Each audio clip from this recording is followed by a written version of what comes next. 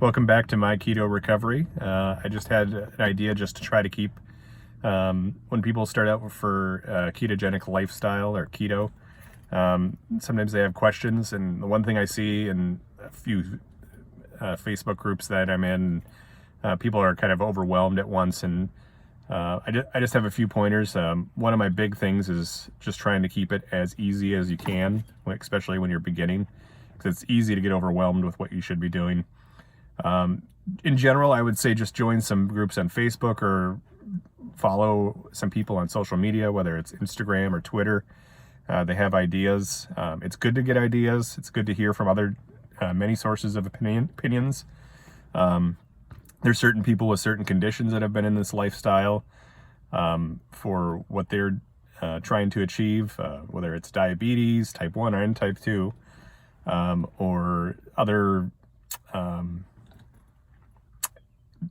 areas of inflammation, like other ailments and those kind of things too. So there's those kind of focuses, or people that have different ideas. So there is some variation in philosophy on a ketogenic lifestyle, but for the most part, people just try to they basically have the core ideas down. But it's good to get a few people that you listen to at least.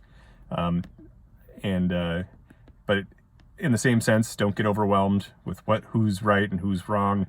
You have to kind of do what works for you, and you try to keep it simple. But YouTube videos, Facebook groups, or other people to follow in Facebook or on social media, Twitter, Instagram, those are the ones I do. That's a good place to start. And when you're starting out in a ketogenic lifestyle, don't worry about the minor details, and you kind of know what they are. But like some of the things that come up, like, do I have to track my ketones? Do I have to get a ketone meter? Those kind of things. I never have done a ketone meter. I still haven't. Maybe one day I will, just out of curiosity, or a continuous glucose monitor. I never tracked my glucose. I just know I'm in ketosis because I focus on getting a proper ketogenic diet in. So I'll always pretty much be in ketosis. And supplements, don't worry about that. And your fitness. Just try what I say. It's an acronym that we've maybe heard before. It's called KISS. Keep it simple, stupid. Just try to do that, and try to have as little things that would prevent a barrier when you first get started. You just want to keep it simple. A few of the things I do is I eat fairly clean in a ketogenic lifestyle. I'm not perfect by any means. I don't do organic usually, or natural foods, whatever those definitions of those meanings are. Once in a while I will, but for me, eating clean is eating whole food. And basically that means it's minimally processed or not processed at all. Very few ingredients. You always want to look at food. You want to look at the back, the nutrition information if it's available. And see, one thing you want to do is pay attention to how many carbohydrates are in it. As far as balancing your macros, which standard for keto is 5% of your calories come from carbohydrates, 25 come from protein, and 70 come from fat. That is pretty standard. It more or less doesn't really matter a whole bunch. Especially if you were morbidly obese like me, as long as you're keeping your carbohydrates really low, which is the standard is usually 20 grams or less. There's debate about whether to do net carbs or total carbs. I do net. I have 22 net carbs at this point that I do every day. And I'll get into the app I use that sets that. But just try to keep that simple, and try to focus on whole foods and getting those into your diet. I would also, when you're getting your food, track and weigh it if you can. Try not to use like cup measurements and those kind of things, because those can kind of vary. If you're able to, sometimes you're not able to all the time. That makes sense. But just try to weigh and track your food. The app I use is called Carb Manager. It's the one I've used since I've started a keto lifestyle. There are other ones that other people use. MyFitnessPal, I used that previous to my ketogenic lifestyle, and it was very effective. It's probably the most popular one out of all of them, as it doesn't focus just on carbohydrates like Carb Manager does in those types of lifestyles or low carb lives. And the other one is Cronometer. I've heard a lot about it. I've used it very little. I guess I'm just used to what I use. So, but I've heard a lot of people like that as well. I do keep a 20% calorie deficit for my basal metabolic rate. So when I first started, 117 pounds ago, I could have, I think, about 500 or 600 more calories than I do now. As I've lost weight, it's gradually just kind of slid down. That's one of the benefits of being overweight. You start really high and you just kind of gradually go down in your calorie deficit. The other thing is too, if you cook your food, I would weigh it before you cook it, especially your meat, because your meat's going to shrink probably around 15 to 20%.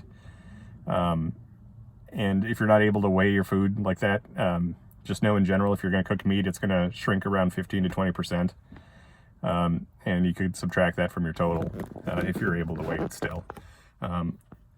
So that would be my advice on tracking your food.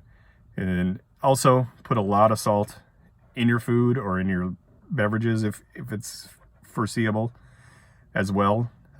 Just Himalayan salt is what I use, but even like a sea salt is good too. Just to give you an idea, I never really had high blood pressure before I started. I was usually borderline, if like into the pre-category. Nowadays, I salt everything, and my blood pressure is probably about 20 points lower than before I started this lifestyle. So, and I put a lot of salt on my food, on almost everything. And sometimes I'll add it to stuff I drink. I would say, yeah, and especially in the beginning, because salt your food, because in the beginning you're going to get symptoms of the keto flu, and I would do research on that when you're first getting started, because there's ways to kind of combat it, but it's probably going to happen.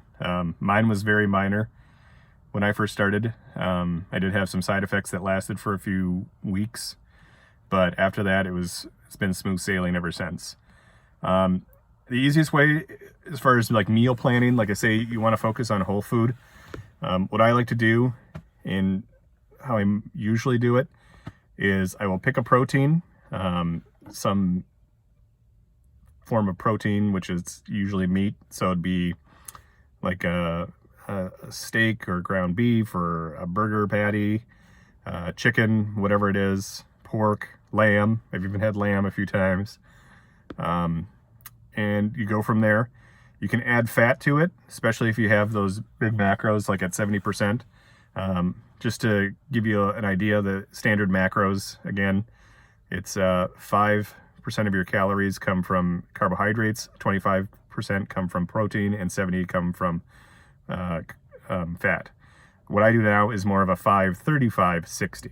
So I'm doing a little bit more protein and focusing on that, just because I'm doing more heavy lifting at the gym for strength training. So I'm just trying to get a little bit more protein into my system. But again, there's no wrong answer. As long as you're keeping your carbohydrates under 5%, which is usually going to be around 20 carbs. And some people do net carbs, which if you subtract fiber from food that you eat. And some people do total carbs. And you kind of have to play around with it and find out what works for you. If you want to be really strict, I would just say do 20 total and go from there. But you may be able to play with it a little bit, but you got to be honest with yourself about it. So yeah, you pick a protein, add some fat to it, whether it's butter or some oil, some olive oil, avocado oil, and then maybe throw in a vegetable. And there's a lot of vegetables you can eat that are ketogenically friendly, and go from there. But that's the best way to just keep it simple. Don't worry about all the other extraneous details. You'll do that. You'll probably be into ketosis pretty quick. Again, maybe have a few side effects, but just salt your food and get a lot of salt in your diet, and that'll help combat it a little bit. But good luck to you, and I'll post more.